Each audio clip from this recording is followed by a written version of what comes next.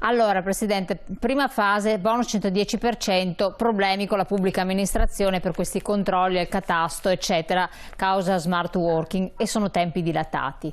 Poi, quale altro intoppo ci sono? Poi il tecnico deve appurare in che classe energetica è l'edificio e questo fa presto, insomma fa delle verifiche e fa. Dopodiché deve fare il progetto in base a quello che emerge. Principalmente gli edifici sono in categoria F e G.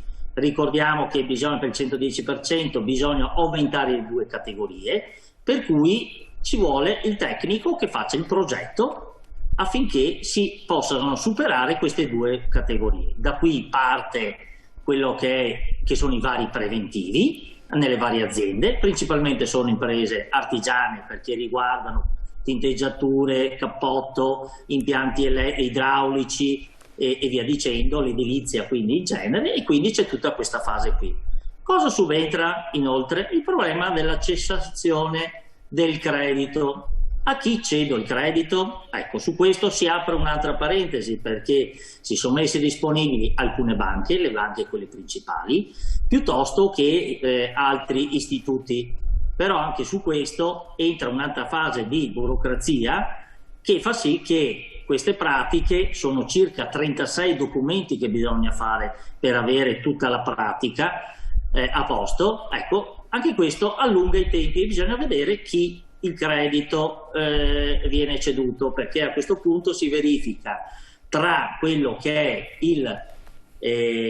l'impresa e quindi le aziende che fanno i lavori piuttosto che il cliente che dà il lavoro agli artigiani. Ecco, su questo c'è tutta un'altra fase importante, su questa entra la figura del commercialista che deve fare un'ulteriore verifica anche lui e quindi valutare eventuali rischi o meno e quindi fare la liberatoria, e fino a che si iniziano a pagare e vengono quindi dati alle imprese, viene data la possibilità di iniziare i lavori e quindi vengono dati i vari stati di avanzamento dei pagamenti.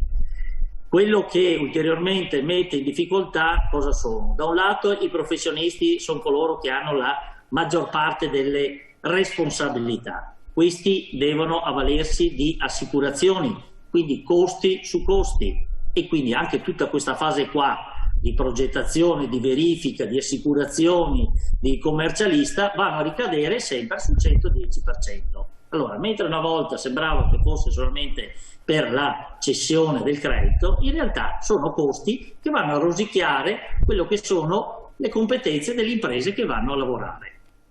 Ultima cosa che sta emergendo, la preoccupazione che l'Ufficio delle Entrate nella verifica che può fare entri in merito e che ci possono essere delle contestazioni. Cosa succede? Ecco, qui si apre un'altra parentesi. Quello che succede può essere che ci sia qualche documento che non è andato a buon fine, quindi i pagamenti vengono bloccati, vengono chiesti, peggio ancora può succedere che vengano richiesti indietro i pagamenti già dati da parte dell'istituto di credito, e quindi questo blocca e fa sì che alla fine il cliente potrebbe anche rimetterci di suo, oppure la stazione appaltante che si è presa lei l'onere di fare tutta questa pratica. Ecco, questa è tutta burocrazia, è una situazione che mette in difficoltà da un lato le imprese, dall'altro lato il cliente, che anche lui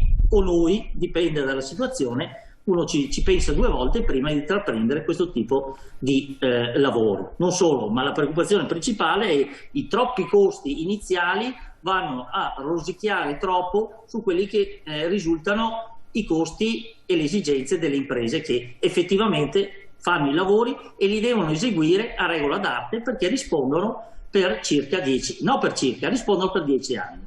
Ecco, ma questa è un po' la situazione analitica. Le imprese artigiane sono preparate a dare tutte le risposte, sono organizzate a fare sistema, a fornire già tutti i professionisti, a trovare, hanno già trovato a chi cedere il credito, cioè possono fornire già una filiera pronta al piccolo che chiede di intervenire, di fare un preventivo per poi concretizzare questo, oppure no? Mi sto parlando di piccole, case singole, eccetera.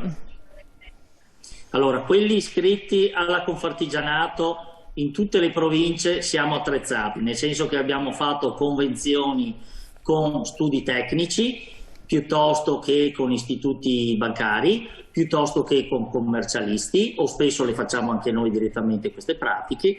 Ecco che quindi c'è questa sicurezza, però bisogna avvalersi di aziende che siano iscritte a un'associazione, che quindi dietro alle spalle dell'azienda ci siano anche delle persone di fiducia e quindi una filiera, perché alla fine si crea una filiera che abbia la sicurezza di portare a termine il lavoro nel migliore dei modi. Ripeto, ci vuole a regola d'arte, è obbligatorio, perché la verifica dei lavori, questa è la prima cosa, che da parte dello Stato c'è la verifica e quindi ci può essere il riscontro che anche qualcuno esegue i lavori male, piuttosto che tutta la parte burocratica che abbiamo detto. Comunque all'interno della Confartigianato io dico quindi a qualsiasi cittadino che si rivolga a imprese artigiane solide, che siano possibilmente iscritte, e di sicuro noi abbiamo la nostra responsabilità come Confartigianato di dare quelle risposte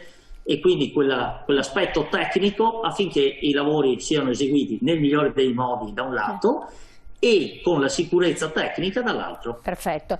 Allora Presidente, io la ringrazio tantissimo. Naturalmente voi chiedete più tempo per poter fare il tutto, perché se si blocca tutto col 2021 noi non si riesce a fare quasi nulla. Quindi questa è la richiesta principale. Noi chiediamo 3 anni, noi esatto. Chiediamo che venga allungato di 3 anni, perché c'è anche il fattore climatico che incide. Certo, cioè d'inverno è difficile fare i cappotti piuttosto che fare impianti, rivedere l'impianto di riscaldamento, fotovoltaico e via dicendo. Chiaro. Ecco, io avrei una cosa prima di chiudere. Velocissimissimo, che siamo in chiusura. Dica subito, dica.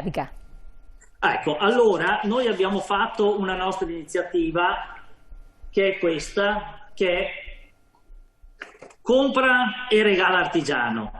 Questa è un'iniziativa che viene fatta in tutto il Veneto, a cui ci teniamo. Prima all'inizio dicevo che 1,9 miliardi nel 2019 sono stati spesi di euro su prodotti artigiani. Quest'anno forse saranno meno, però chiediamo a tutti i cittadini: acquistiamo prodotti locali, andiamo meno possibile ad acquistare i prodotti cinesi attraverso Amazon o altre piattaforme, acquistiamo prodotti locali nostri, che siano degli agricoltori, che siano degli artigiani, che siano, l'importante è che siano prodotti locali per far muovere la nostra economia, le nostre aziende. Grazie Questo Presidente. Questo è quello che auspico. Perfetto, io la ringrazio tantissimo, le auguro buon lavoro, so che ne ha tantissimo da fare in questo periodo in duplice veste e naturalmente ci rivedremo presto per aggiornare sulla situazione. Grazie ancora, arrivederci. Grazie e buona giornata a tutti.